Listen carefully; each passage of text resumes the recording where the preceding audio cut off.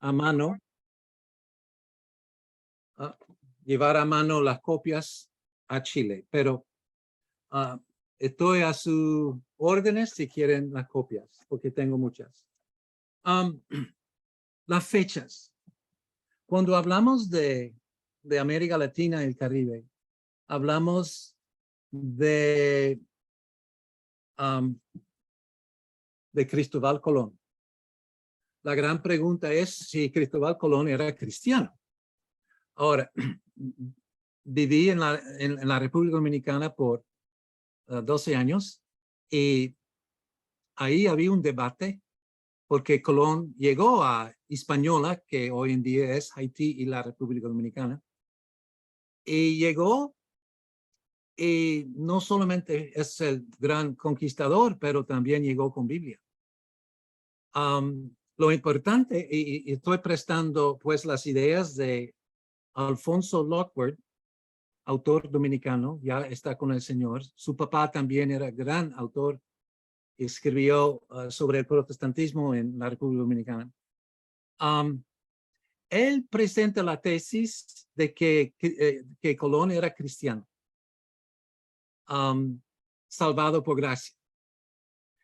Eso no cayó bien en el público evangélico y también en la Universidad Nacional Evangélica, que tenía departamento de religión, y nosotros tuvimos un debate. Lo interesante era, había un dominicano que tomó la posición que él era cristiano y mi posición es que él no era cristiano. Pero al final del debate ya yo quedo convencido que muy posiblemente fue cristiano. Entonces no soy muy buen debatador. Pero la historia cuenta que él ha escrito sobre la Biblia, especialmente las profecías de Isaías, y son llamados las profecías de Colón, y estaba en el apéndice del libro de Alfonso Lockwood, donde se nota que sin duda ninguna él era estudiante de la Biblia y tenía su propia copia. Ahora, hay debate también, y voy a brincar algunos años más al 1517. ¿Era Martín Lutero protestante en el año 1517? Y la respuesta es no. Martín Lutero llegó a ser protestante en 1521 cuando fue excomulgado de la Iglesia Católica Romana y tuvo que traducir por la primera vez la Biblia, bueno, el Nuevo Testamento de latín a alemán y más tarde del griego a alemán. Y fue hecho, bueno, la primera versión fue hecho en 6 meses, la segunda con más tiempo, y la Biblia completa fue traducido a 1534. O sea, no hay reforma sin Biblia. Martín Lutero no era protestante en 1517. Él estaba protestando, pero era católico, monje, y muchas de sus tesis, de las 95 tesis, no eran bíblicos. O sea, tuvo que reformarse, cambiar, ser transformado. Y de verdad, hubo una gran transformación en su vida. Y ya cuando llegamos a 1521, y es forzado a salir de la Iglesia Católica Romana, comienza pues la traducción de la Biblia y lo que llamamos la Iglesia Luterana. Y así debemos ver a Colón también. Colón era católico romano, obviamente, pero era lector de la Biblia y quizá podemos decir era pre-protestante o pre-reformado. Pero no es la gran contribución de Colón. Realmente Colón es el conquistador que va a llevar la cultura hispana, los militares hispanos, la religión hispana al Nuevo Mundo. Lamentablemente, conocemos la historia de lo que pasó en Hispaniola, pues hubo guerra contra los indígenas y eso fue por causa de cuando Colón dejó a marineros en su primer viaje, dejó como 70 o 80 marineros. Al regresar todos ya fueron matados por los indígenas porque según las casas en la historia de las Indias, según las casas, los marineros habían violado a las mujeres indígenas y ahí comienza pues el conflicto entre los españoles y los indígenas y en más o menos 50 años desapareció la población indígena, no solamente de Hispaniola, sino de Cuba, de Puerto Rico, Jamaica, y casi por todo el Caribe. Murieron más de 2 millones por razones no naturales. Si usted va al Caribe hoy en día, no se encuentra en ninguna isla. De las muchísimas islas que hay, no se encuentra la sangre indígena, o sea, la sangre del siglo XVI y XVII. Hubo un genocidio total y entonces los esclavos africanos llegaron para trabajar. Entonces, inmediatamente al hablar de la llegada del supuestamente el cristianismo al Nuevo Mundo, tenemos problemas. Es difícil ser católico romano y cristiano a la misma vez. Es una tesis, creo que podemos probar y es la razón por qué somos protestantes. La mayor protesta que tenemos es contra la Iglesia Católica Romana y la tradición y sistema de gobierno y las acciones, como se ve la falta de disciplina en cuanto a los colonos que maltrataron primero al pueblo indígena y después a los esclavos africanos. Y también es difícil ser conquistador y cristiano al mismo tiempo. En el año 1992, cuando celebraron los primeros 500 años de evangelización, hay un autor dominicano que se llama Frank Moya Pons y escribe en el periódico sobre qué estamos celebrando, porque realmente esta evangelización fue una matanza, fue un genocidio, ¿no? ¿Cómo vamos a celebrar 500 años de evangelización? Y él tuvo mucho, o sea, su artículo fue tomado muy en serio y hubo muy poca celebración en 1992 en la República Dominicana, por esta razón, porque reconocieron lo que habían pasado. Lo interesante es que la Iglesia Católica Romana tiene algunos historiadores muy buenos y quedan dentro de la Iglesia, pero por lo menos en cuanto a la historia hablan sobre la realidad de lo que pasó. Ahora, hay un problema en llevar africanos o esclavos africanos al Nuevo Mundo, porque la Iglesia Católica Romana y los reyes españoles están en contra del tráfico de esclavos. Ellos entendieron, y la Iglesia entendió, 1 Timoteo 1:10, que la venta de personas es prohibida. España, Italia, estuvieron de acuerdo, pero Portugal no. Portugal comenzó a desarrollar el tráfico de esclavos y lamentablemente los ingleses y los holandeses colaboraron con ellos. Los holandeses y los ingleses no eran católicos romanos, entonces no tuvieron que obedecer a la Iglesia Católica Romana ni a España, aunque hubo guerras fuertes en Europa en cuanto a los españoles contra los holandeses y los españoles y franceses en contra de Inglaterra. Sin embargo, ya en el siglo XVI, hay tráfico de esclavos. ¿Cómo ocurrió? Bueno, primero, el mismo Las Casas pidió una excepción a al Vaticano y también a los reyes españoles para traer esclavos al Nuevo Mundo, y eso fue aprobado en 1510. Pero de verdad, eso abrió la puerta para más esclavos venir por los piratas y naciones no católicas como los holandeses. Es difícil ser cristiano y traficar esclavos.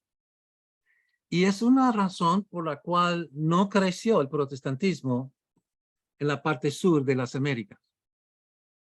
Porque Carlos V hizo un arreglo con banqueros en Alemania.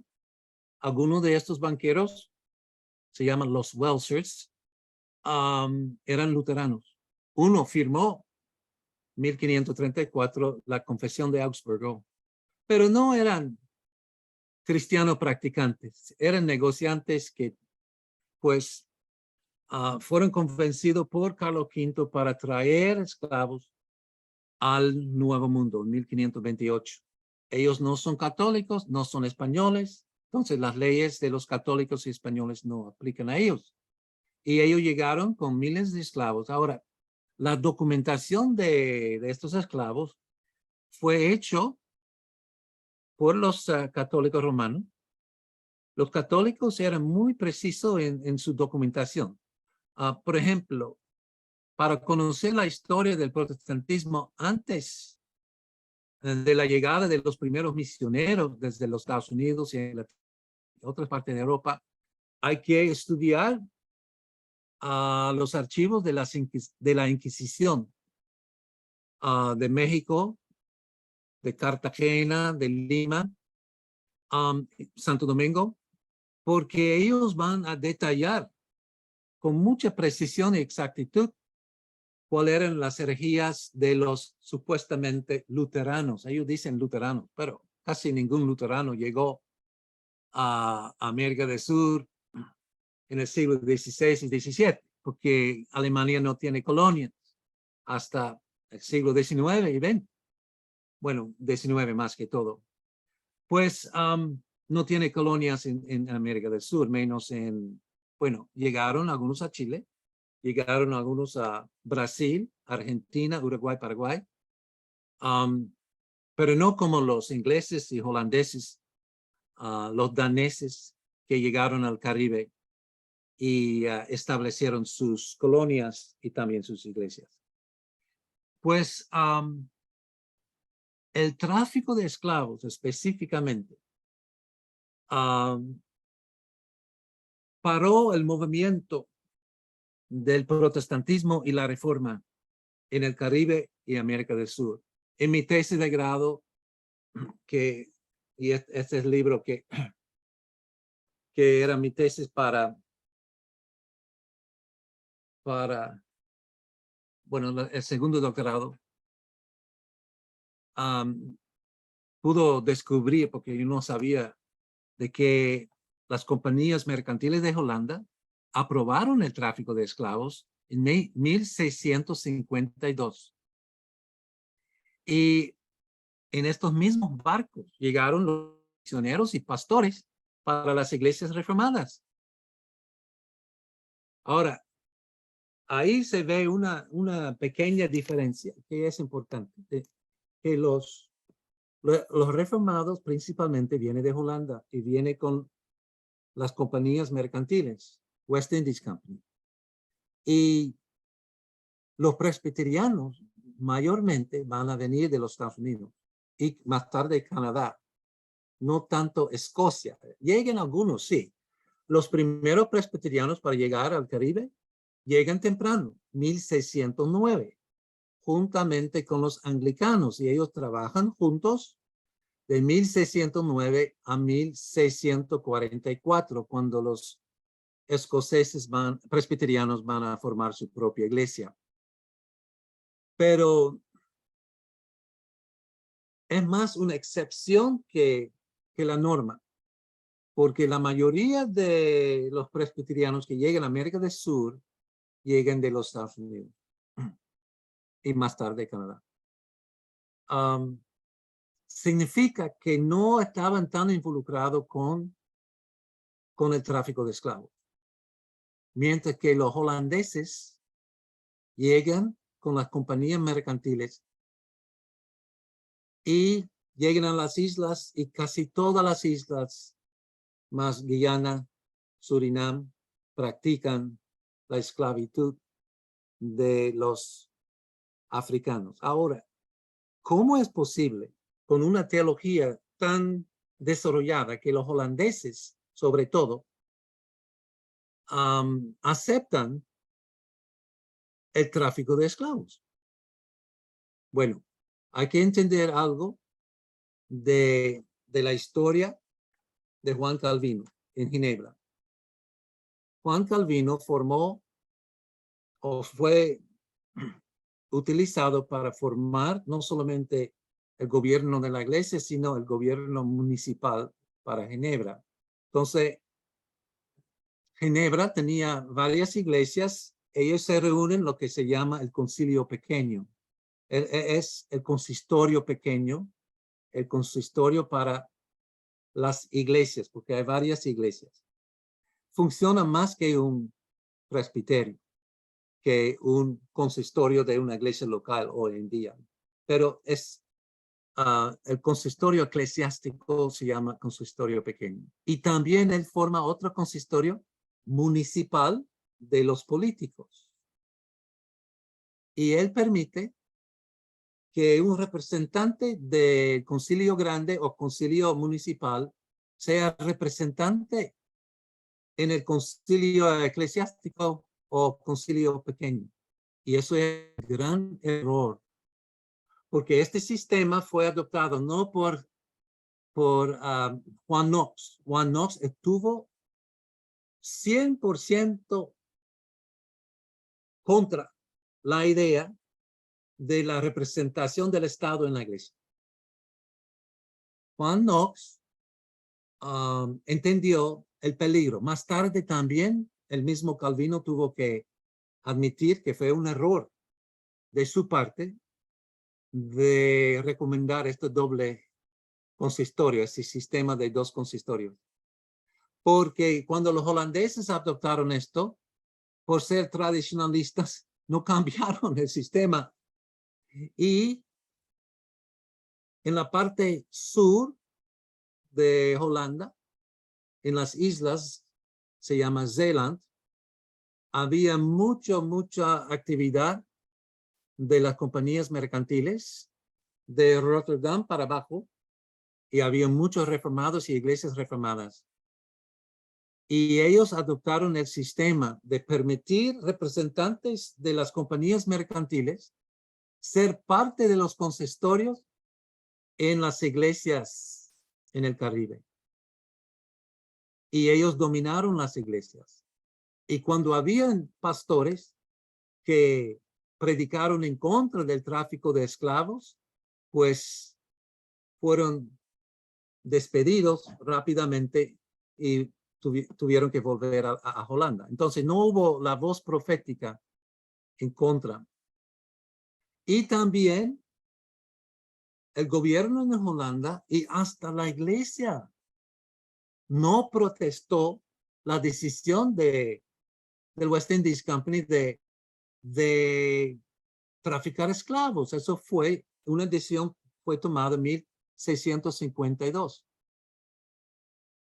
Ahora, en mi tesis yo muestro que después de esta fecha casi no hay crecimiento entre las iglesias reformadas, porque los esclavos entendieron que la iglesia no estuvo al lado de ellos, sino al lado de la compañía. Y los esclavos, pues, afiliaron con las iglesias católicas. Ahora, los presbiterianos en Bermuda, donde establecieron su iglesia, no tuvieron este problema, porque Escocia no había tomado una o no tenía su propia flota mercantil y tampoco no hablaron a favor, los presbiterianos no hablaron a favor de la esclavitud. Más bien, se nota que habían afrocaribeños que llegan a ser miembros y hasta líderes en las iglesias presbiterianas en el Caribe. Es difícil ser traficante de esclavos y cristiano al mismo tiempo. Ahora, también es difícil ser pirata y protestante al mismo tiempo. O sea, hay que entender cómo llegaron los holandeses al Nuevo Mundo. Era primero con los piratas. Estos barcos pues lucharon en contra de España y la monarquía en Holanda se enriqueció en gran manera en robar a los españoles. Ahora, cuando yo era niño, yo nací en los Estados Unidos, pero mi papá era pastor en una iglesia holandesa en los Estados Unidos para los inmigrantes y la familia, nosotros como familia volvimos a Holanda en 1956. Entonces, del primer grado hasta el quinto, yo fui enseñado por los holandeses y nos enseñaron a odiar en gran manera a los españoles. Pero también nos enseñaron a amar a lo que nosotros llamamos piratas. Por ejemplo, el pirata Piet Hein, conocido como una pirata malísima por los españoles. Nosotros en la escuela cristiana, nosotros cantamos una canción. Voy a cantar, no tengo gran voz, pero voy a cantar. Piet Hein, Piet Hein, Piet Hein, zijn naam is klein. Zijn daden waren groot, hij had een grote vloot, hij heeft gewonnen de zilvervloot. Hij heeft gewonnen de zilvervloot. Ok, Piet Hein, su nombre es pequeño, pero sus hechos eran grandes porque derrotó a la flota de plata de los españoles.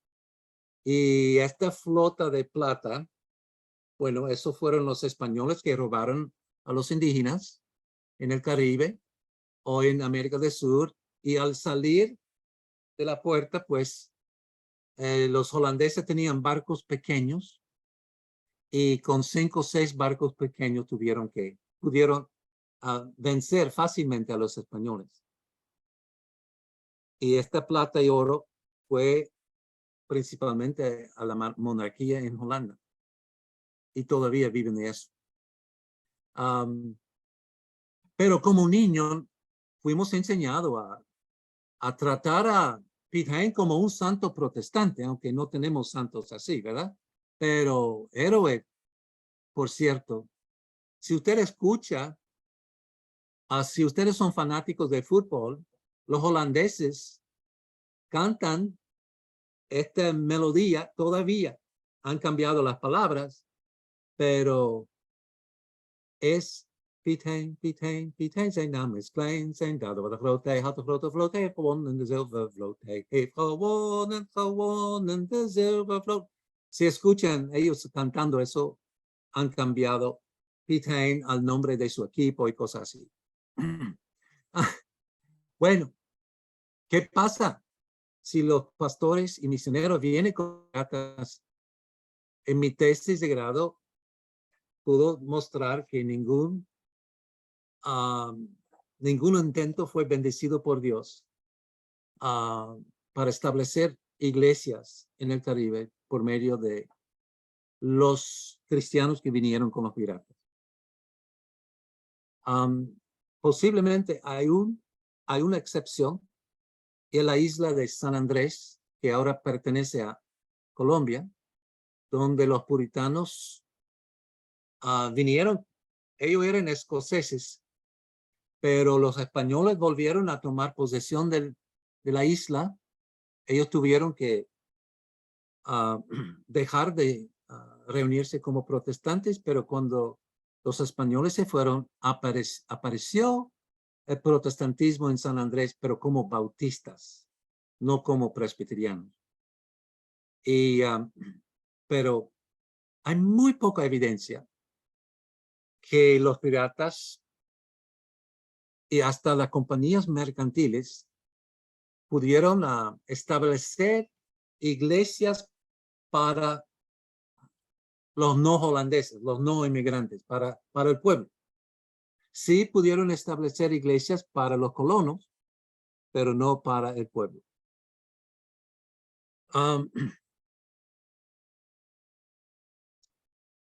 Pues hay 5 cosas sociales que debemos tomar en cuenta aquí. 1, es difícil ser católico romano y cristiano a la misma vez. Es sociológico, pero teológico también. Es difícil ser conquistador y cristiano al mismo tiempo. Eso sí es cultural. Es difícil ser traficante de esclavos y cristiano al mismo tiempo, cuando es prohibido en 1 Timoteo 1:10. La venta de personas es prohibido en el Antiguo y Nuevo Testamento, porque la venta de personas va a destruir la familia. Ahora, si ustedes quieren estudiar esta relación entre iglesias reformadas y la esclavitud, si estudia la historia de África del Sur, ahí se ve donde la conciencia reformada está funcionando. Y ellos van a tratar de aceptar a los esclavos cristianos en la iglesia, permitir a ellos casarse por la iglesia como esclavos y ser miembros en la iglesia. Entonces, el desarrollo fue un poco más humano, vamos a decir. Pero en el Caribe, no. Los esclavos no son bienvenidos a la iglesia, normalmente. Ahora, voy a contar el caso de la isla San Tomás. San Tomás es una isla muy pequeña, muy cerca de Puerto Rico. Y esta isla ya primeramente fue de los holandeses, después de los daneses y después de los americanos. Hoy en día es parte del territorio americano. Pero los holandeses sí establecieron allí una colonia y tenía iglesia reformada, pero esta iglesia reformada no permitió a los esclavos estar en el culto. Y uno piensa, pero ¿por qué? ¿Por qué no permitieron a los afrocaribeños, a los esclavos estar presentes? Porque los esclavos son la mayoría y los colonos holandeses son minoría. Y en el sistema reformado, si alguien llega a ser miembro de la iglesia, tiene voto. Y no es como la iglesia presbiteriana, donde la sesión recomienda a la congregación sus candidatos para diácono, anciano y pastor. En el sistema holandés de los reformados, la congregación vota. Entonces, si los esclavos son la mayoría, ellos pueden tomar control del consistorio local y de la denominación.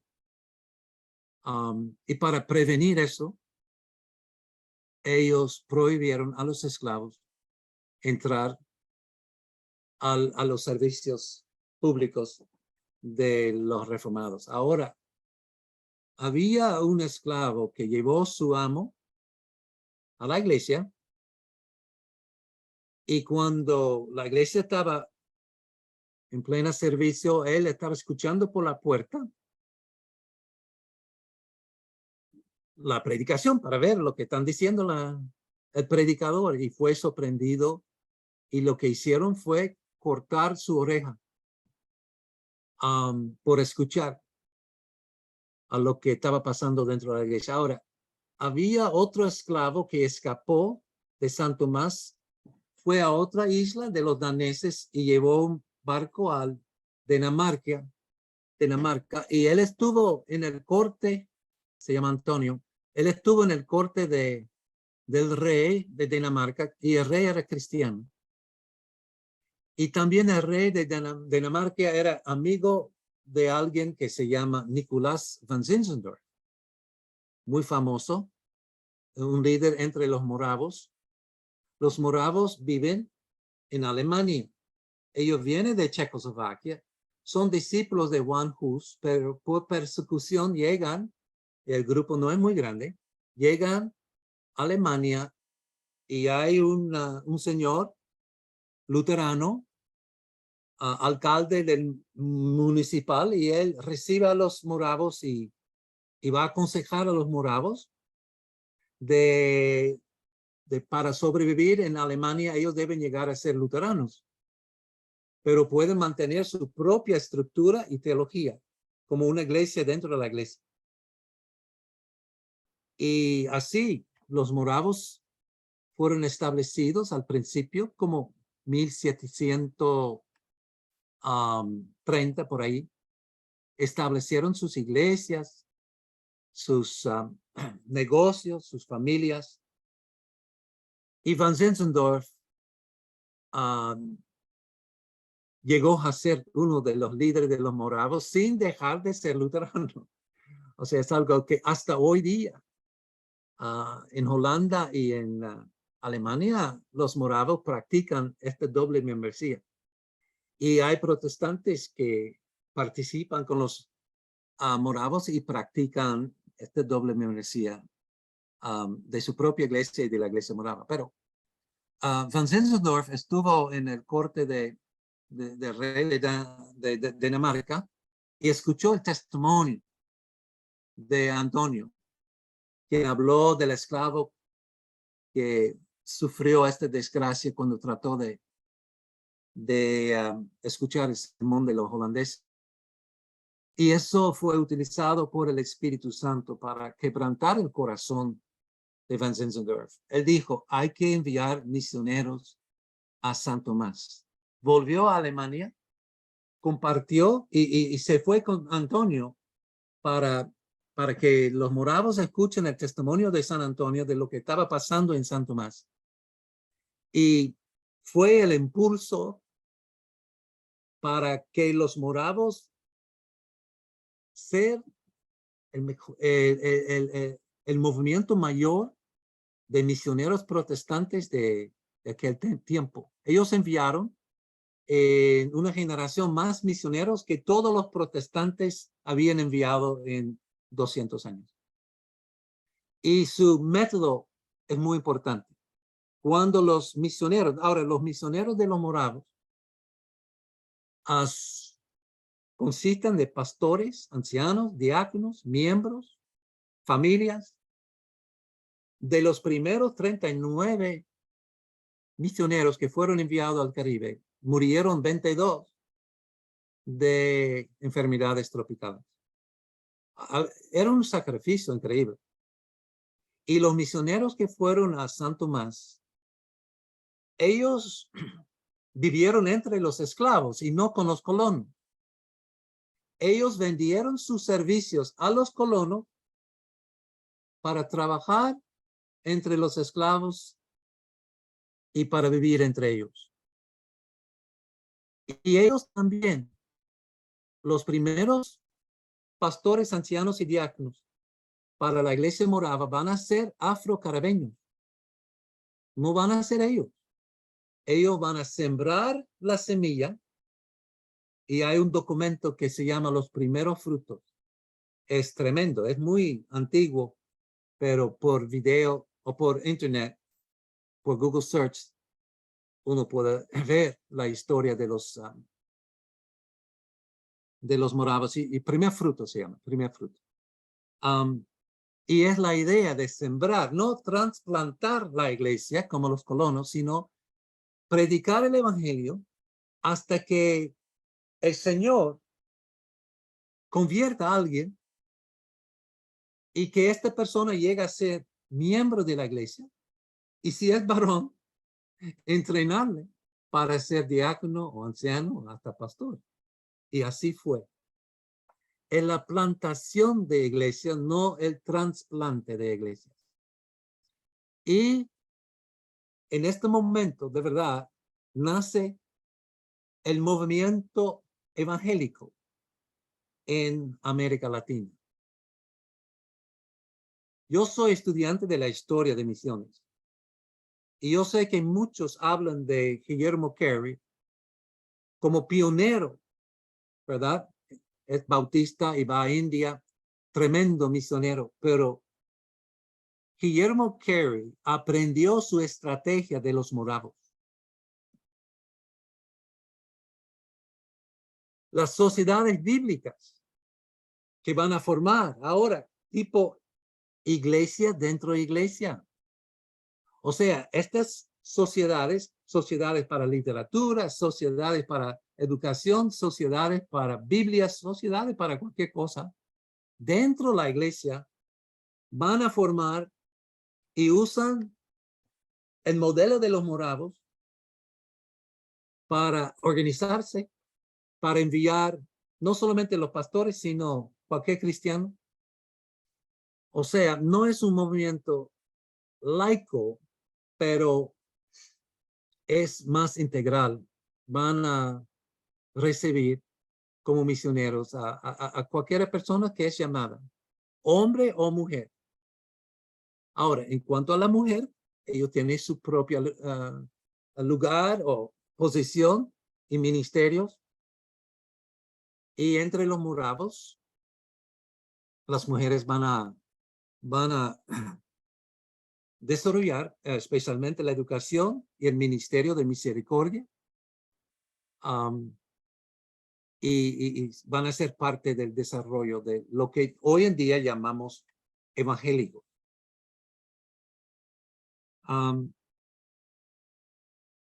Lo interesante es que cuando los holandeses, los teólogos holandeses, ya al final del siglo XIX y en el siglo XX, cuando lleguen a reconocer lo que pasó en el Caribe con las iglesias reformadas, ellos se arrepintieron.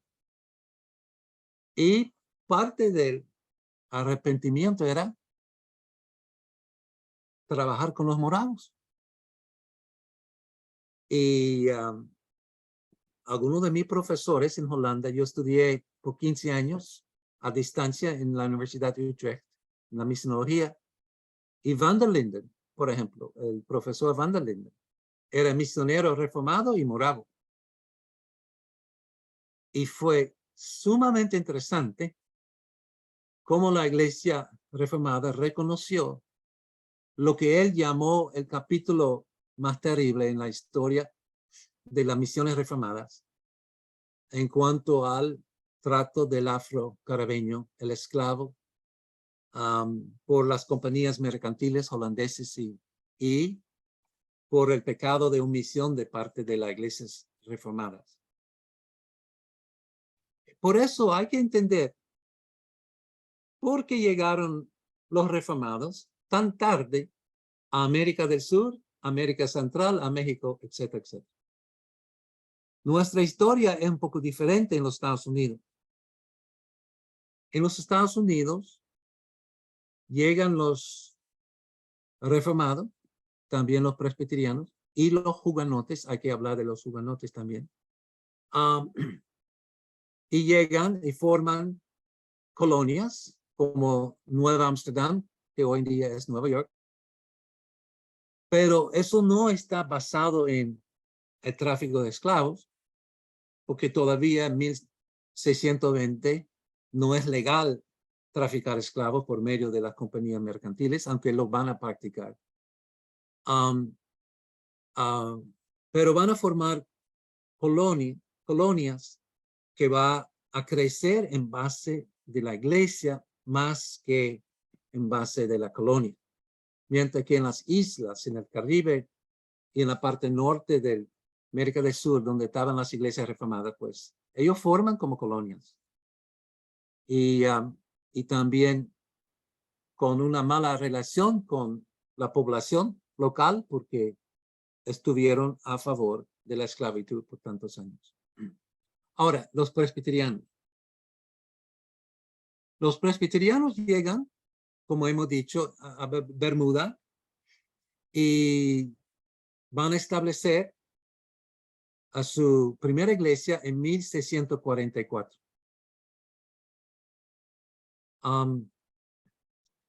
Más tarde van a llegar a algunas de las islas, aunque no van a establecer iglesias realmente hasta el final del siglo XIX.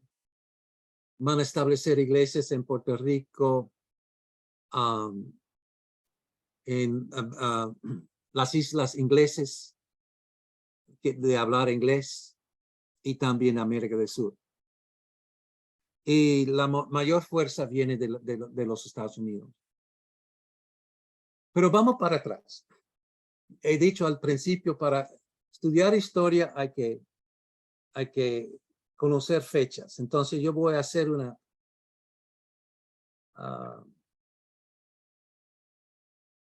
¿dónde están mis fechas? Aquí. Vamos a hacer una revisión de nuestras fechas. Si ustedes están tomando notas, pues anota la fecha. 1492, la llegada de Colón. Ya hemos hablado de Colón. 1493, la primera matanza de los indios en Hispaniola. Y este genocidio va a extenderse a todas las islas en el Caribe. 1493, los primeros esclavos africanos llegan como esclavos domésticos. Los esclavos domésticos no son vendidos. Ellos son casi parte de la familia y no son para ventas. Bueno, más tarde sí, pero en aquel entonces no. Y la primera capilla católica romana en el Nuevo Mundo, 1498 en Santo Domingo. Todavía está ahí. Muy pequeña. Ahora, 1510, hemos mencionado 1510, el primer expediente dado por los reyes españoles para traficar esclavos, para cubrir las necesidades de obreros en el Caribe, 1510.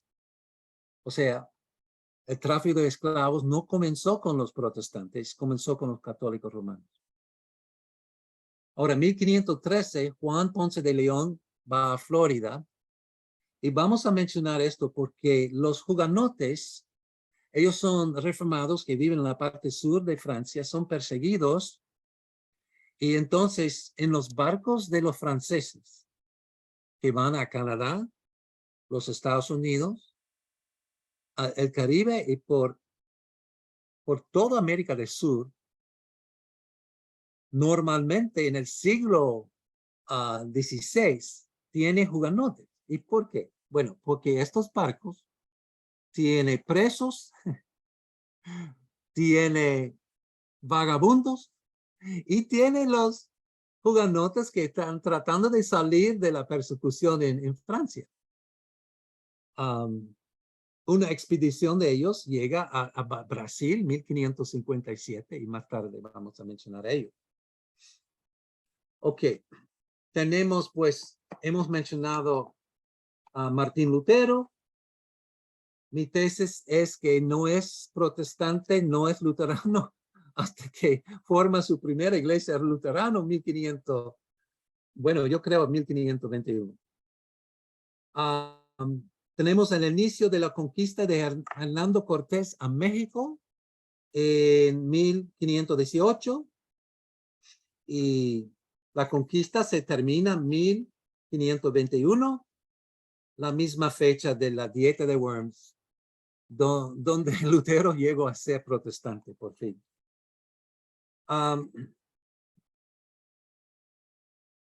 Los hugonotes sí llegaron en los barcos franceses a algunos lugares. Ahora, no sé si alguno de ustedes han estudiado la historia de Chile. ¿Llegaron los barcos franceses a Chile? ¿Y en estos barcos habían hugonotes? No tengo este dato. Sí llegaron a Perú, hasta Lima.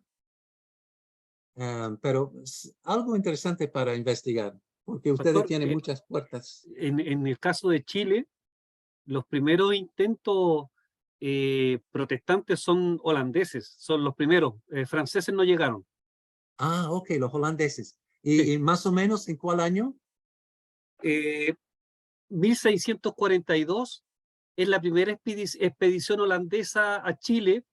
Incluso descubre el famoso Cabo de Hornos, esa expedición holandesa. Y el que estaba a cargo, no sé si lo pronuncio bien, era un señor de apellido Brouwer. Ok, interesante. Entonces eran marineros. No, franceses no, No. ingleses y holandeses, pero primero los holandeses. Ok, entonces llegaron como colonos. No, no. ¿Cómo llegaron? ¿Por medio de Argentina o por medio de barcos? De, Lo, al- los holandeses llegan por barco, ok. hacen un Y, bloqueo. La idea era hacer un bloqueo a la Armada Española en la capitanía chilena, junto atacando Perú y Chile, la Armada Española. Pero no lograron, en el caso de los holandeses, hicieron, por ejemplo, al sur de Chile hay una isla grande que se llama la isla Chiloé, y ahí se estancó toda la colonia, digamos, los barcos holandeses se abastecían en ese lugar, y desde allí era el centro de operaciones contra la Armada Española, tanto de Perú como de Chile. ok. Hicieron también algunos convenios con los pueblos originarios, específicamente los mapuches acá en Chile, para hacer una estrategia de alianza, pero no prosperó mucho porque, como usted está contando, los aborígenes también, chilenos también traicionaron a los holandeses y no los dejaron avanzar en su proyecto. Pero en Chile no hubo colonia holandesa, pero sí hubieron intentos, y hay dos descubrimientos grandes que se le deben a la Armada holandesa: Cabo de Hornos y la isla de Pascua. Ok, sumamente interesante. ¿Y franceses? No, No, ok, porque los hugonotes, algunos llegaron a Lima por barco, no por tierra. Ok, muy bien, excelente. Entonces, los hugonotes.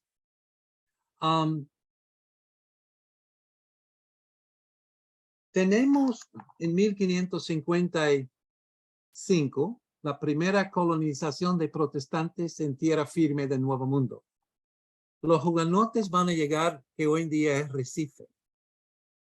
Van a quedarse como 2 o 3 años nada más. El encargado de la expedición traicionó a los hugonotes. Él dijo que era protestante. Él tenía hasta comunicación con Juan Calvino en Ginebra, pero llegó a ser católico romano y comenzó a perseguir a la iglesia. Pero el primer culto, primer bautismo, primer Santa Cena, todo en 1557, la primera iglesia protestante establecida en el mundo nuevo.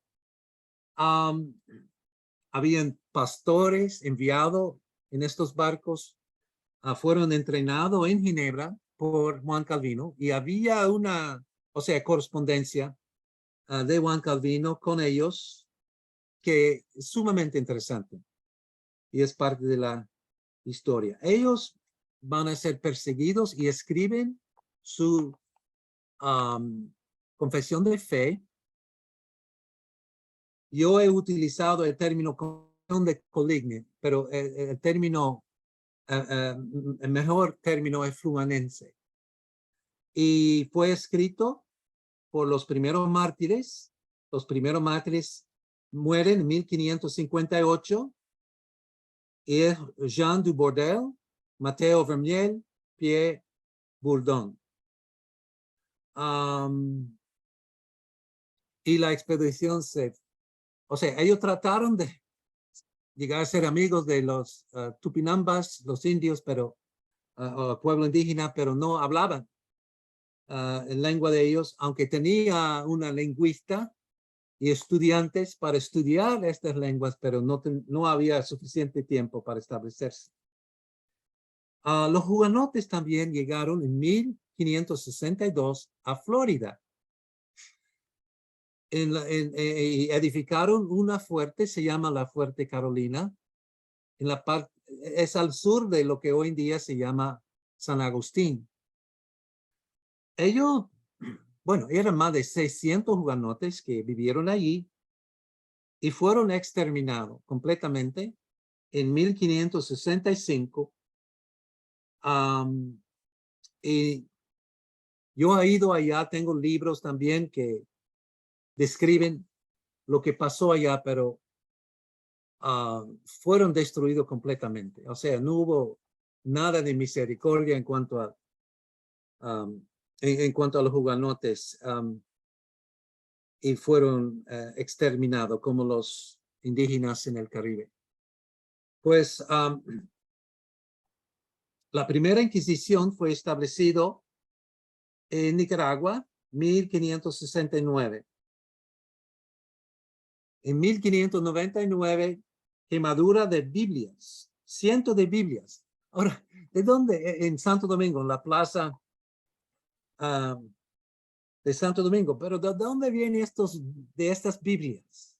¿Verdad? Bueno, sabemos que el Concilio de Trento, 1563, dictó que los laicos no deben leer la Biblia ni tener su propia Biblia, sino los sacerdotes y el clérigo deben leer y interpretar la Biblia. Sin embargo, habían católicos con sus copias, obviamente en español, quizá versiones antiguas. Los franceses sí tenían Biblia y los holandeses también. Puede ser que, porque los holandeses y franceses se establecieron en la parte norte de Hispaniola como piratas y bucaneros, pero ya la isla, o sea, la parte este de la isla fue conquistado por los españoles y es hoy en día la República Dominicana. La parte oeste, Haití, los franceses establecieron su colonia, pero en 1792 fue destruido completamente por los esclavos. Había un genocidio completo de los franceses. No se habla mucho de eso en las historias, pero fue algo horrible. Y lo que pasó en Haití es una razón porque Haití es tan pobre hoy en día, es que la clase que produce la economía, o sea, fue destruida completamente. Eran los franceses y hubo poco misericordia en cuanto al tratamiento de ellos. Entonces, hoy en día hay poco, aunque hablan francés, pero hay muy pocos franceses que viven en Haití. Hay, pero no la cantidad como holandeses en las islas holandeses y ingleses y americanos en Virgin Islands y Puerto Rico, etc. Ok. No sé si hay algunas preguntas. He hablado mucho.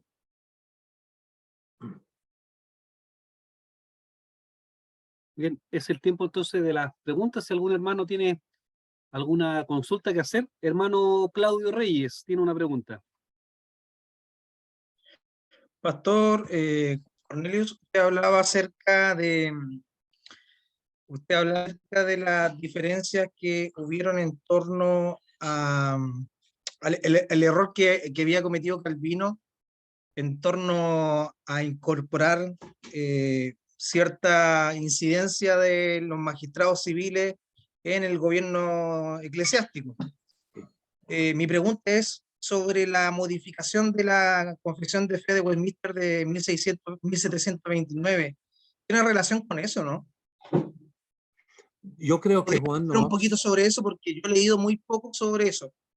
bueno, yo no tengo gran conocimiento de la parte presbiteriana, pero la parte reformada, conozco la historia y cómo esta decisión de parte de Calvino fue manipulado, no para el bien, sino para el mal, ¿verdad? De la comunidad cristiana y para la iglesia. Ahora, Juan Knox va a proponer la separación de iglesia y Estado. Entonces, Escocia va a tener más separación de iglesia y Estado que tiene Holanda, por ejemplo, o que tiene Suiza, que tiene Inglaterra. Mira, Inglaterra todavía tiene, bueno, no es la reina, pero ahora es Carlos, que es la cabeza política de la iglesia anglicana, la iglesia de Inglaterra, ¿no? Y todavía esta relación de iglesia y Estado existe. Pues los presbiterianos van a tener una misión diferente a los holandeses, los reformados holandeses. Y se nota en su tratamiento en América del Sur y en el Caribe, se nota en su tratamiento de los afrocaribeños y en América del Sur con el tratamiento del pueblo indígena. Pero no tengo gran conocimiento realmente del Westminster, lo que el Westminster dice y cómo ha desarrollado la separación de iglesia y Estado entre los presbiterianos. Pero hay una diferencia, sí. Buena pregunta, hermano. Gracias. Gracias, pastor. ¿Alguna otra pregunta, hermanos? Hermano Gaspar. Sí, pastor, buenas noches. Con respecto me sorprendió de que se planteara de que Colón tenía conocimiento o usaba una Biblia y tenía estudios acerca de la palabra, pero me queda una duda porque no podía ser en español, porque la Biblia en español recién se la desarrolla Cipriano de Valera en 1569. Pero y el descubrimiento de América es recién en 1492. Entonces hay un fase ahí, por lo tanto no teníamos el texto bíblico en español en ese tiempo. Bueno, había algunas versiones no completas de la Biblia, más antiguo que la Reina Valera, y también él leía italiano y quizá latín, yo no sé. De verdad, yo no sé cuál versión de la Biblia él utilizó. No tengo conocimiento de cuál versión él utilizó. Pero sus profecías, se llaman las profecías de Colón, aparecen y se nota que él está citando la Biblia, específicamente Isaías. Él era gran, o sea, él le gusta Isaías porque encontró en Isaías, según él, profecías sobre el desarrollo del cristianismo a nivel mundial. Ya. Pero de verdad yo no sé cuál versión de la Biblia utilizó Colón. Voy a ver si, porque tengo el libro de Lockwood, voy a ver si él habla de eso. Porque es interesante. Muy bien. Gracias, pastor. Ok, continuamos. Siglo XVII. Ok. Bueno, quisiera mencionar a los... Ah, sí, hermano Pablo. Quería mencionar la versión alfonsina de la Biblia, que aunque sea católica, es una versión en español. La versión alfonsina de 1260, aunque el español distaba mucho del español posterior, pero era una traducción al español, sí. La Biblia alfonsina que la tradujeron, creo que eran unos monjes, pero fue en 1200 y tanto, más o menos, que la tradujeron, siglo XIII, Oh, sí, eso. ok, muy bien. Gracias, Pablo. Muy bien. Ahora, para el siglo XVII, quisiera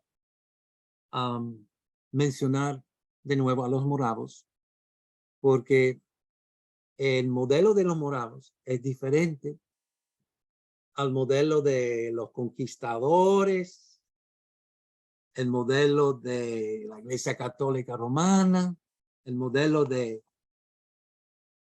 compañías mercantiles o de piratas, y el modelo de colonias europeos o americanos. Pero es de verdad sembrar la semilla de la palabra de Dios, predicar el evangelio hasta que hay fruto. Y con el primer fruto, trabajar. Eso fue también la estrategia de Guillermo Carey. Él tuvo que traducir la Biblia y predicar el evangelio, y la primera iglesia bautista duró mucho tiempo para establecer. Ahora, en el siglo XVII, vamos a ver, y XVIII, vamos a ver algo que es necesario para la reforma, y es la Biblia. Ahora, no sé si ustedes han estudiado la historia de un misionero que pasó por Chile en 1822, Diego Thompson. Ahora, Diego Thompson es una figura muy importante y no hablo mucho de él en mi libro, y es algo en la próxima edición debo poner apéndice y hablar un poco más sobre Diego Thompson. Diego Thompson nació en un hogar presbiteriano en Escocia. Pero al ser joven, él fue a Inglaterra y había un avivamiento en Londres entre los bautistas, y él llega a ser bautista. Entonces, presbiteriano, bautista. Y él llega a ser agente para la sociedad bíblica y también para la sociedad lancasteriana. Lancasteriana, este sistema es sumamente importante, porque ellos usan la Biblia para la formación de la juventud. Es como escuelas de casa, homeschool. Ellos, o sea, él va a llegar a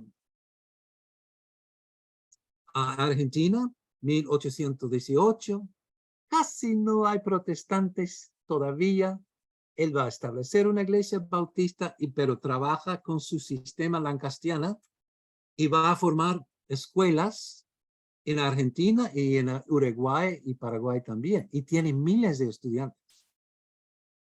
Porque en aquel entonces, ellos, o sea, estas naciones recientemente nacieron como nación y están pasando de colonia a nación, y no tiene escuelas públicas, porque todas las escuelas eran católicas.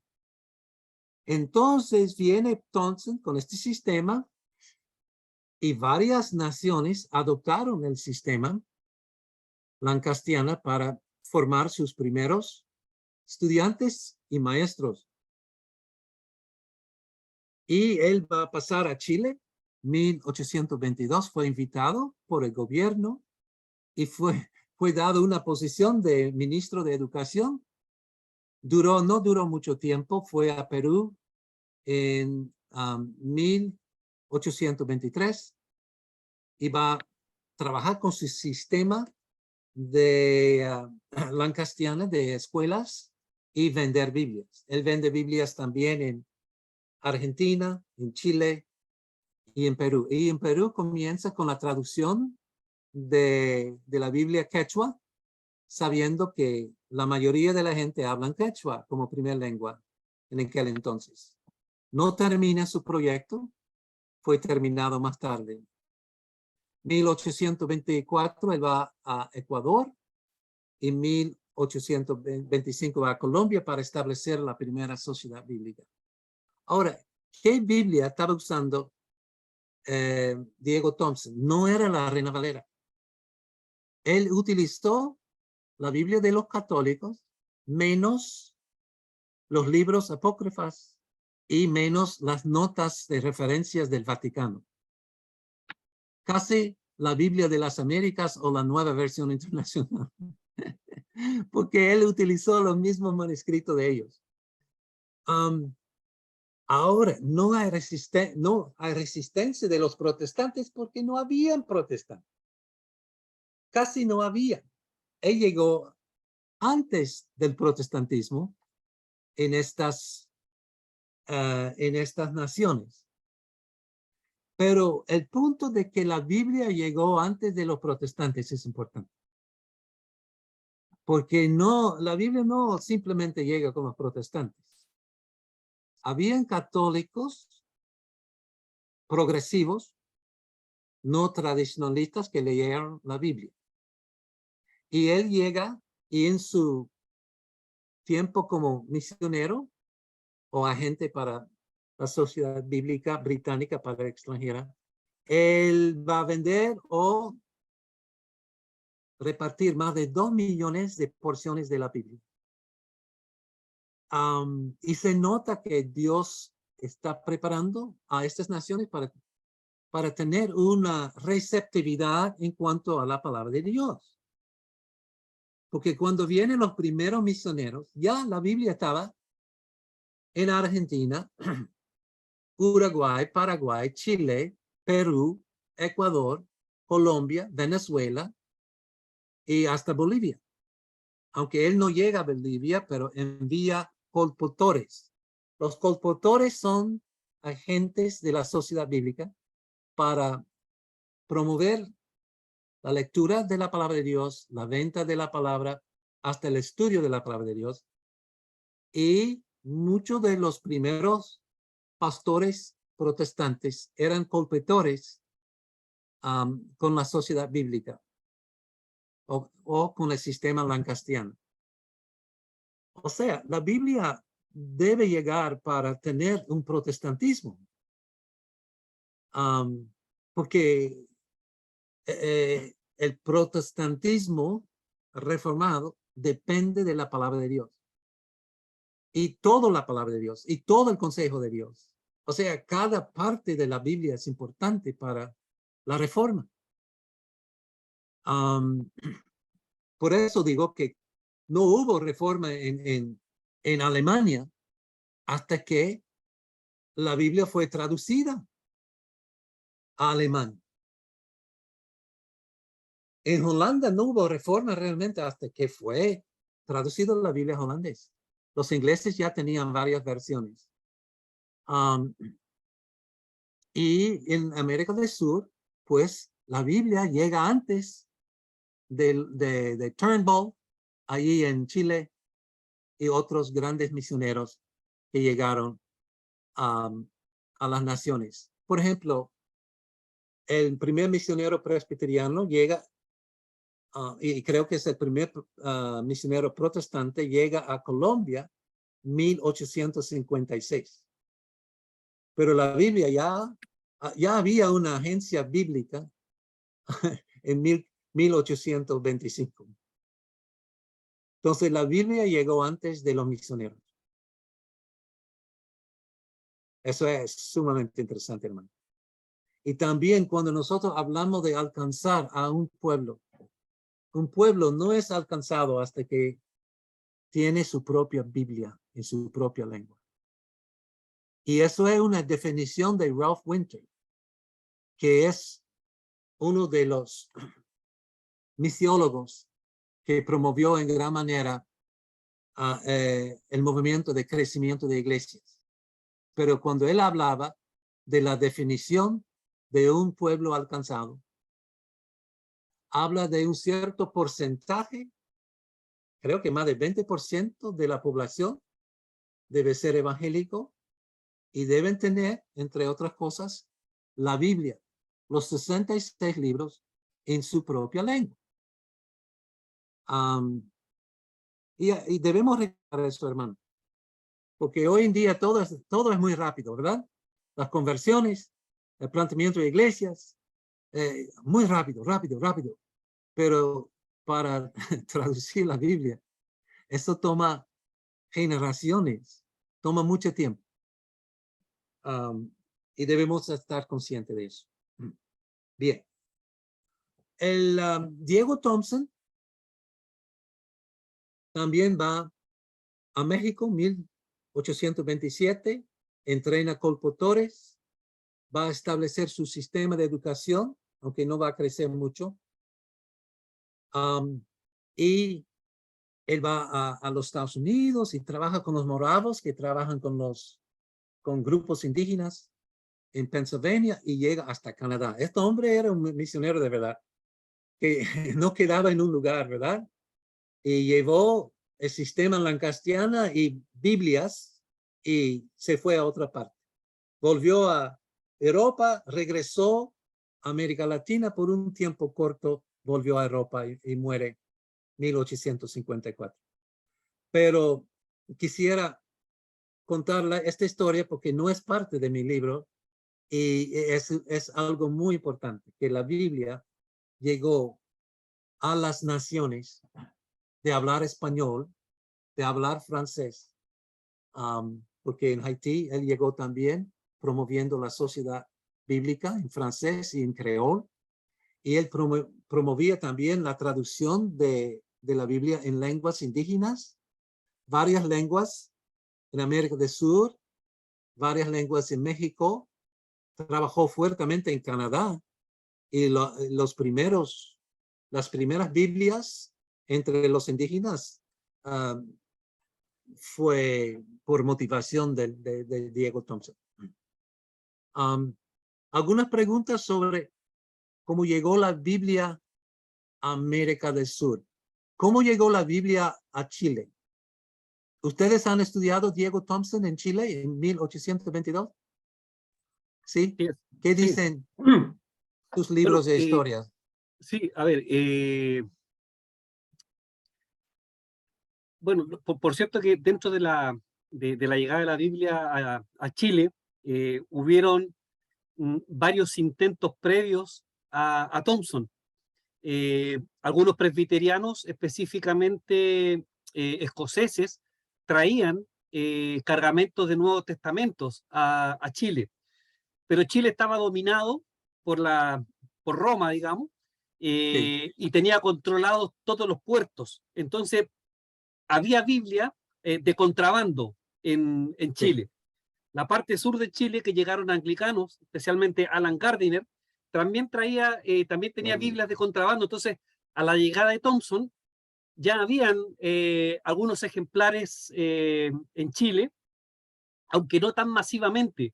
Se van a masificar los ejemplares de la Biblia luego de Thompson, con un oficial escocés, Lord Thomas Cochrane, quien va a importar Biblias en español para Chile y va a ser el primer gran cargamento de Biblias en Chile. Y Cochrane, que llegó a ser almirante de la Marina chilena, junto con su esposa María Graham, van a establecer colegios al estilo lancasteriano, copiando el modelo de Thompson. Y entre paréntesis, brevemente, Thompson creó la primera escuela en Chile, no católica, de instrucción pública. Y el edificio, y esto se lo cuento a mis compatriotas chilenos, y el edificio donde estuvo la primera escuela lancasteriana de Lancaster, de método Lancaster, es lo que hoy es el Teatro Municipal en Santiago. Así como un dato para mis paisanos. Increíble. Sí, en Perú, por ejemplo, estableció más de 350 escuelas y creo que es un día en julio, Día de Maestro, es dedicado a Diego Thompson. Todavía lo celebran. Increíble, ¿verdad? Sí. Si pensamos en que ellos utilizaron la Biblia como el texto principal para aprender a leer, escribir, historia, y así fue introducido no solamente a los adultos, pero a una nueva generación fue introducido a la palabra de Dios. Sí, qué bueno. Bueno, yo sé que el hermano Juan va a escribir cursos sobre historia y ya tiene. Yo estoy muy convencido, hermano, que va a ser bien.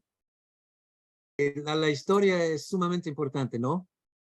Y hay que aprender de la historia. Ok. En cuanto, bueno, no voy a hablar sobre el comienzo del presbiterianismo porque ustedes tienen más experiencia, más conocimiento de eso que yo, pero el propósito de mi presentación es simplemente para dar una introducción con la pregunta, ¿por qué llegamos tan tarde a estas naciones? Y quizá no hemos llegado completamente. Ustedes van a ver en mis escritos que yo soy un poco crítico, ¿no? En cuanto a, bueno, en Chile utilicé la tesis de grado de Kessler. Yo conozco a Kessler, él es holandés, y él habla muy duro, pero debe hablar duro porque entre el presbiterianismo hay la influencia de América del Norte, especialmente los Estados Unidos, y hay un tipo de paternalismo. Ahora, yo soy gringo y yo soy paternalista también. O sea, no estoy diciendo que no soy paternalista. Soy dictador, como dijo alguien. Pero la tendencia de ser dominante, si alguien tiene más recursos que el otro, eso es obvio. Eso pasa en cualquier nación, en cualquier pueblo. Y si no tomamos la ruta de los moravos, si no predicamos el evangelio primero y desde el fruto que Dios da, formar los miembros y los primeros líderes de la iglesia, vamos a caer en un paternalismo que no es curable. Ahora, yo hablo de mi propia experiencia. Yo era misionero en la República Dominicana por casi 13 años. Y formamos iglesias entre los inmigrantes haitianos. Y el Señor nos ha dado muy buenos resultados. Hoy en día hay más de 15,000 personas que asisten a más de 200 iglesias reformadas en la República Dominicana. Y casi el 98% de estas iglesias son inmigrantes haitianos. Muchos tienen su servicio en el creol haitiano. Ahora, las primeras dos iglesias que establecí, que pudo comenzar, murieron, porque yo era el pastor. Yo aprendí que si yo soy pastor, el próximo, bueno, el pobrecito no tiene presupuesto, la gente no van a escuchar a sus consejos, porque dicen, bueno, Cornelio. Entonces hay que comenzar desde el punto cero. Por la gracia de Dios, estas dos iglesias renacieron. Yo comencé con líderes dominicanos y estas dos iglesias renacieron con liderazgo haitiano. Y realmente hubo un cambio completo de membresía. Bueno, algunos de los miembros ya fueron a otros lugares, eran maestros y fueron a la capital para estudiar, etcétera, etcétera. Pero mis primeros dos intentos murieron. Y aprendí. Eso me tomó como 5 años para aprender. Aprendí que desde el punto cero, los líderes de la iglesia, incluyendo el pastor, debe ser una persona local, alguien del pueblo. Y hay que entrenar. Entonces, por la gracia de Dios pudo ayudar con 17 iglesias que todavía funcionan. Son pequeñas, pero todo tiene liderazgo nacional. No pagamos ningún sueldo. Todos sobreviven a su manera, sea de las ofrendas o trabajan aparte de su ministerio. Sí formamos colegios cristianos donde los maestros fueron pagados por la misión. Ahora, después de más o menos 20 años, la misión dejó de pagar a los maestros. Y en las zonas donde yo estaba trabajando, habían 2 colegios muy grandes. Y lo que hicimos fue, yo presté una idea de Abraham Kuyper, aunque no soy kuyperiano, pero me gusta alguna de sus ideas. Y una idea era que el gobierno ayuda con el pago de los maestros cristianos. Entonces formamos, lo que yo hice como misionero fue emplear a una señora, una maestra, que era haitiana, dominicana, y tenían dones y talentos dados por Dios para negociar. Esta mujer era tremenda, y con los políticos también. Y ella llegó a ser parte de un movimiento donde el gobierno paga los salarios de los maestros y estos colegios llegan a ser escuelas públicas, pero la administración es dado a la iglesia. Inclusive exigen que la iglesia está involucrada. Muy interesante. Y por la gracia de Dios, ya tenemos 11 colegios funcionando así.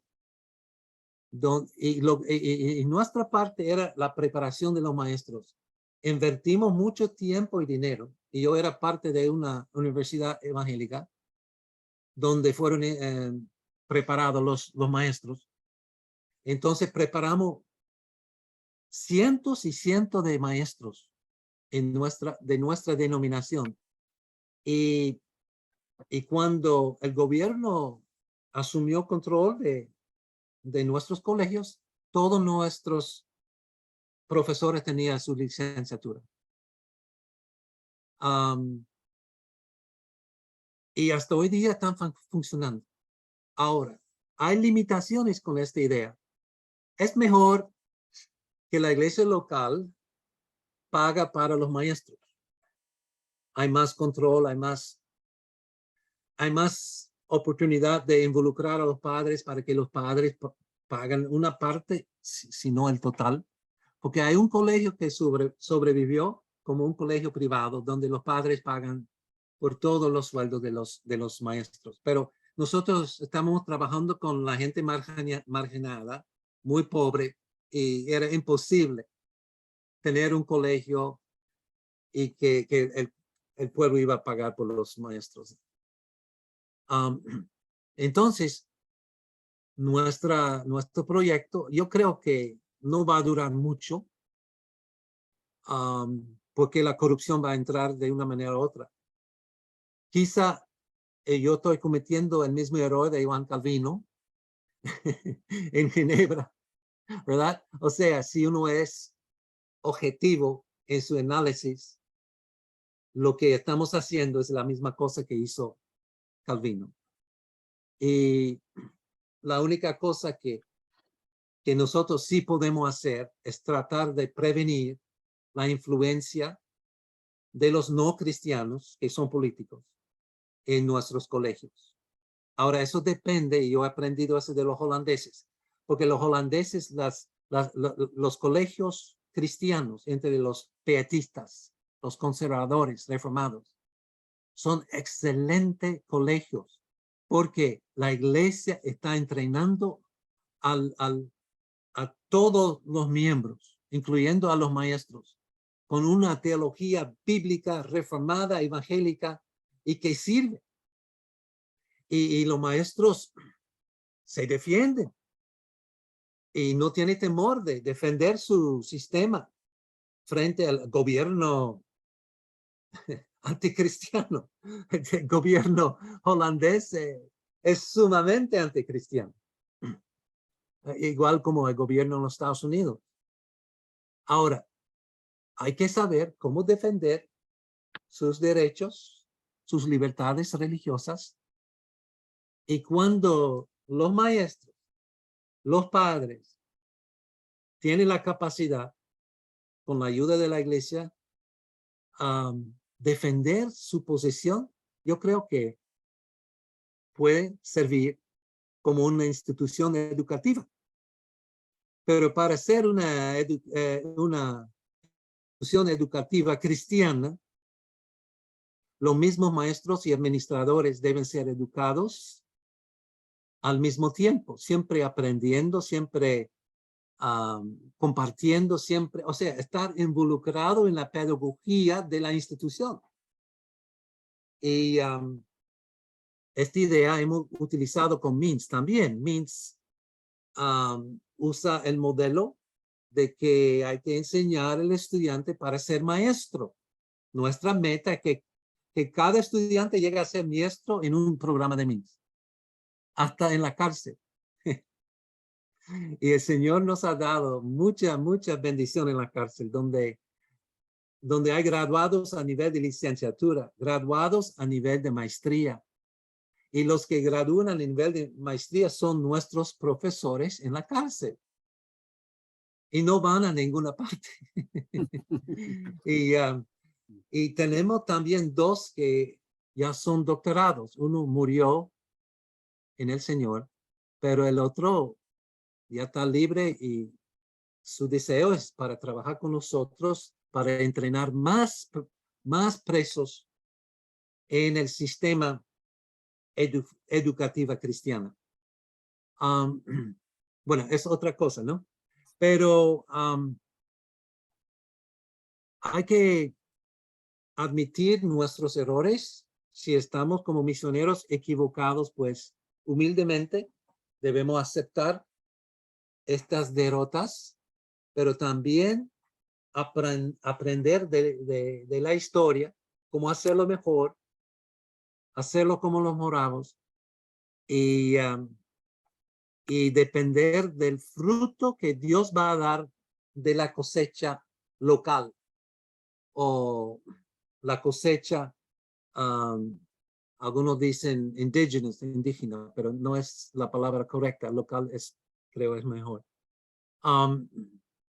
Y no tener temor de entrenar a sus propios líderes.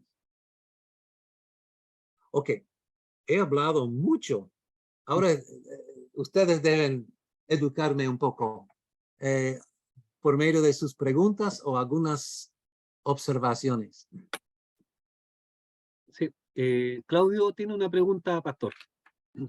Gracias. Pastor,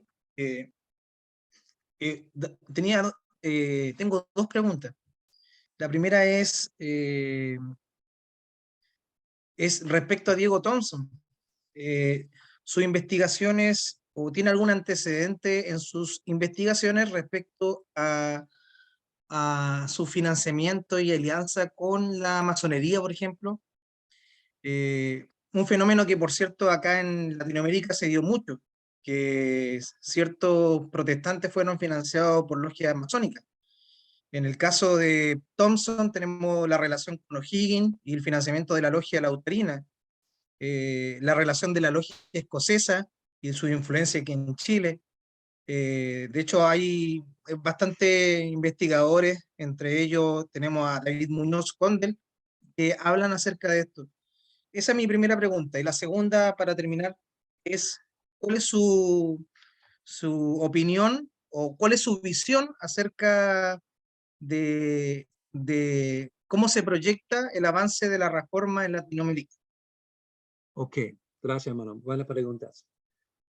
En cuanto a material para investigar a la vida de Diego Thompson, él tiene una biografía. Está en inglés y creo que está traducido al español. Yo lo he leído en inglés. Ahora, su financiamiento viene por medio de su salario. Él fue sostenido con un salario por la Sociedad Bíblica Británica para la extranjera. También ellos vendieron Biblias y con esta eso no fue para el apoyo de sí mismos, sino para reproducir más materiales. Ahora, hay que entender los masones, ¿cómo se dice? Masons, masónicas. Masones. Ellos son, antes del protestantismo, son la única opción o alternativa para los no católicos.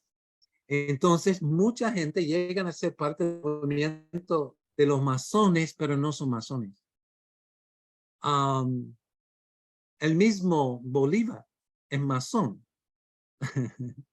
pero él también era cuáquero, o sea, amigo, porque fue declarado ministro amigo para casar una pareja misionera en Venezuela. O sea, cosas rarísimas. Pero eso no quiere decir que era amigo o protestante o ni masón. Utilizaron lo que había y los masones era un movimiento. Por ejemplo, Benito Juárez.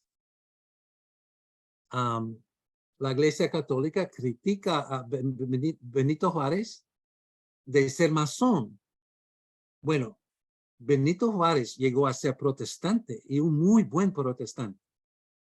Y como político, escuchaba a los masones, pero no tenía la doctrina de los masones. Entonces, en cuanto al financiamiento de las Biblias y en cuanto al financiamiento de los salarios de los agentes, de los colportores, eso todo está escrito. Hay una fuente de información sobre la Sociedad Bíblica, porque ellos tienen una revista, no me recuerdo el nombre, pero esta revista tiene reportes financieros, porque ellos tuvieron que levantar sus propios fondos. No fueron pagados por el Estado. No fue Inglaterra que estaba pagando el salario de los agentes de la Sociedad Bíblica Británica. Ellos tuvieron que levantar sus propios fondos y tuvieron que reportar, y eso fue reportado en sus revistas. Entonces, en cuanto al financiamiento de Diego Thompson, eso está bastante claro. Ahora, en cuanto a la segunda pregunta, el futuro de la reforma en América Latina. De verdad no tengo la respuesta porque no soy profeta para decir lo que va a pasar. Sí puedo estudiar la historia y ver que hay un gran movimiento en la reforma en América Latina. Por ejemplo, hay que considerar la Iglesia Presbiteriana Nacional de México. Ellos este año están celebrando sus 150 años. Esta denominación son más de 1 millón de personas. Esta denominación casi no ha tenido rupturas.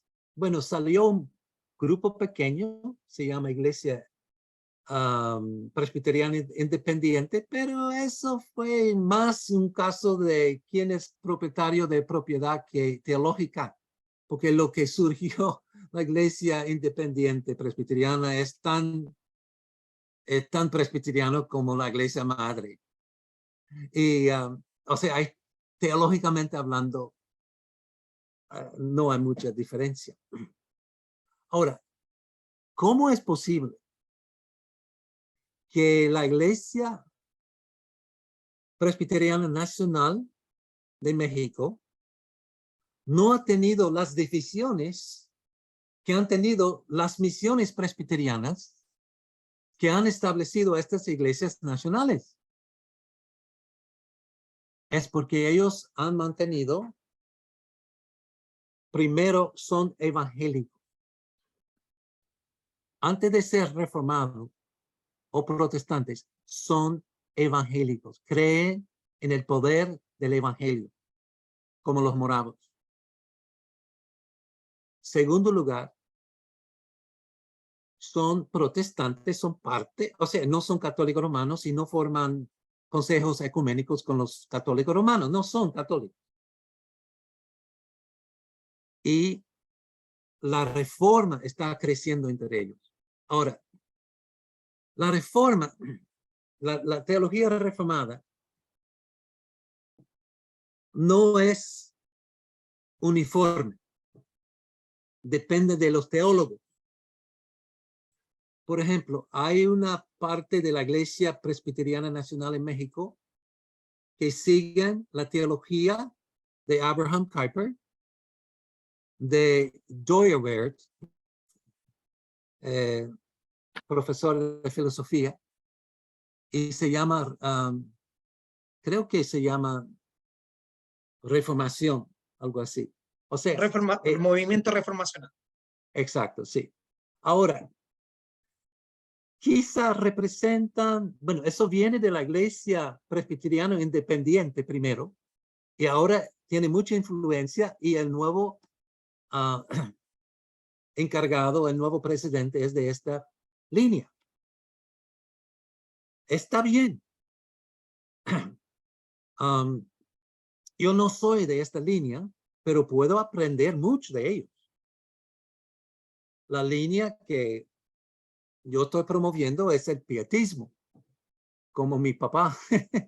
Eso no va muy lejos de la casa. Ahora, ¿por qué me gusta el pietismo? Porque hay énfasis en el creyente. Para mí, estudiando la historia, el creyente es el único quien va a sobrevivir, porque solo dura una generación. El creyente, bueno, si Dios me da 80 es muchos años, ¿verdad?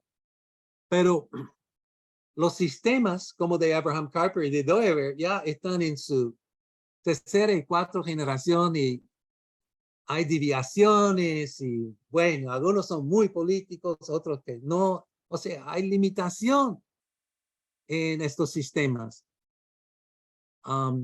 Y no estoy defendiendo el pietismo como el cristianismo puro, nada de eso, solamente para decir, si vamos a ver lo que sobrevive en la historia, son los cristianos más que las denominaciones, más que movimientos misioneros o movimientos ministeriales. La Nueva Jerusalén está compuesto de personas, puramente. Y entonces, por eso me gusta el pietismo. Ok. Ahora, ese es el ejemplo de México. México, el presbiterianismo en México está en mejor condición que el presbiterianismo en los Estados Unidos y Canadá. En Canadá es increíble. La iglesia presbiteriana de Canadá apoya el aborto, apoya el homosexualismo, el cambio de género y cualquier otra herejía que puedan apoyar. ¡Wow! Y de ahí vinieron misioneros para el Caribe, ¿verdad? Muy buenos misioneros hace 100 años, pero la iglesia madre es apóstata. Pero hay grupos pequeños dentro de estas iglesias apóstatas. O entre el judaísmo hubo grupos pequeños que sobrevivieron. El remanente es la teología del remanente.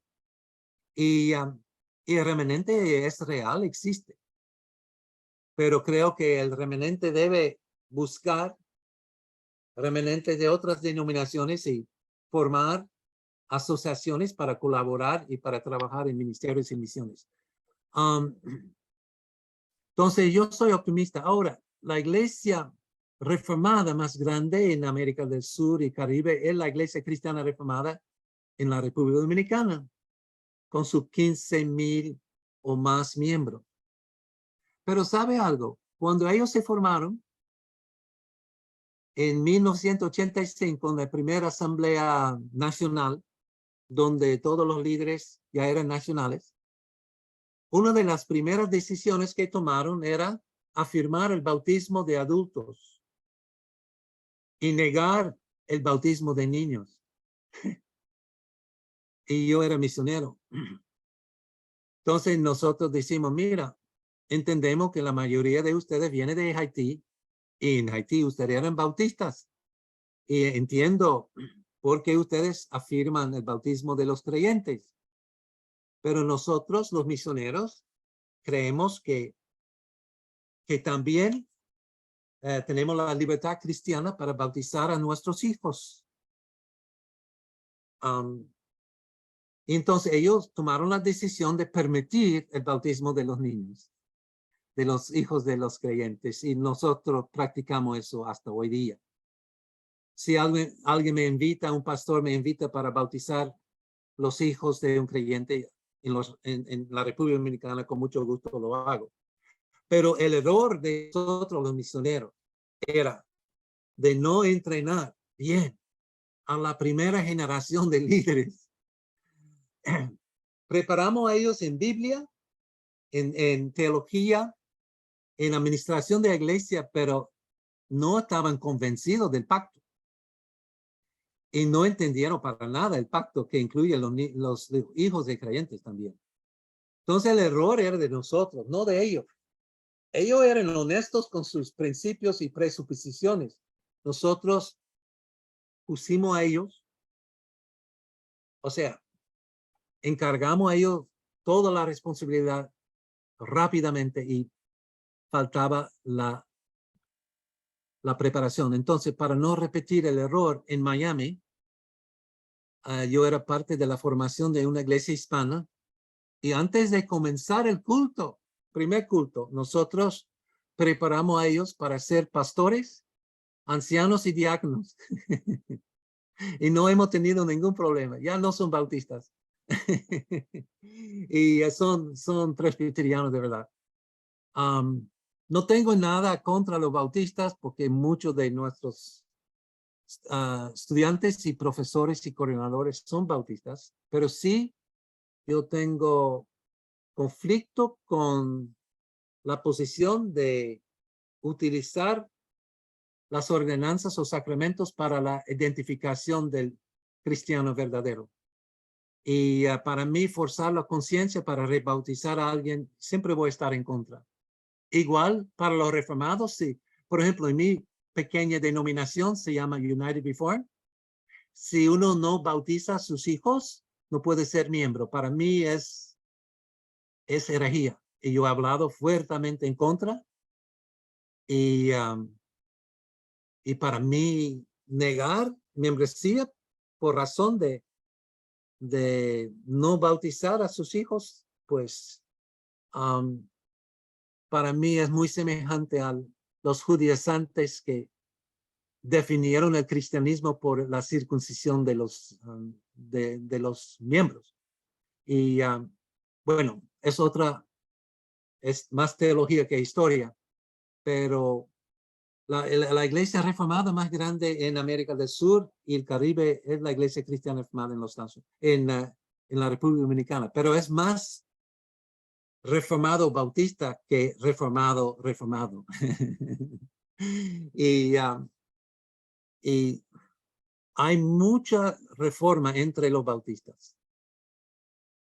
En Venezuela el movimiento es muy grande. Estamos hablando de más de 1,000 congregaciones que tienen liderazgo de pastores que han sido entrenados en la teología reformada. Y es increíble cómo Dios está bendiciendo la iglesia en Venezuela, aunque están pasando por tiempos terribles, ¿verdad? Y millones de personas han ido, pero la iglesia de la Convención Bautista, por ejemplo, sus líderes principales estudian con nosotros, ya tienen muchos años con nosotros y hasta que ellos entienden nuestra posición en cuanto al bautismo de niños y no nos condenan como herejes, o sea, no hablan mal, simplemente nos dan la libertad de practicarlo. y ellos dedican a sus hijos. Yo estuve en Caracas en una iglesia y el pastor me invitó para orar por los niños que estaban dedicando. Entonces yo oré mucho sobre la promesa de Hechos 2, 38, 39, ¿verdad? Porque para nosotros es esta promesa. Y yo creo que estos niños y padres recibieron la misma promesa que mis hijos recibieron cuando fueron bautizados como niños. Pero después del culto, estábamos hablando y yo dije al pastor, pastor, yo fui tentado en gran manera de utilizar esta copa de agua que estaba en el púlpito para complementar la dedicación con el bautismo, pero yo sé que es una iglesia bautista, no debe hacer eso. No, para él no fue un gran broma, pero el coordinador Eliezer dijo rápidamente, no, el hermano no es bautista, él es del corte presbiteriano, reformado, pero corte presbiteriano, y trató de cubrir mi broma, pues. Pero mira, la dedicación y el bautismo de niño. Lo más importante no es el agua que reciben, sino la promesa. Si estos hijos creen en el Señor Jesucristo, serán salvos. Es el evangelio, es la promesa. Y en mi propia iglesia, soy criticado por tener una postura así, ¿verdad? Pero hasta ahora ha podido defenderme. Inclusive he escrito sobre eso. Y no es algo escondido. He escrito sobre eso. Mi iglesia local lo ha recibido y me han perdonado. Y bueno, no sé si hay otras preguntas.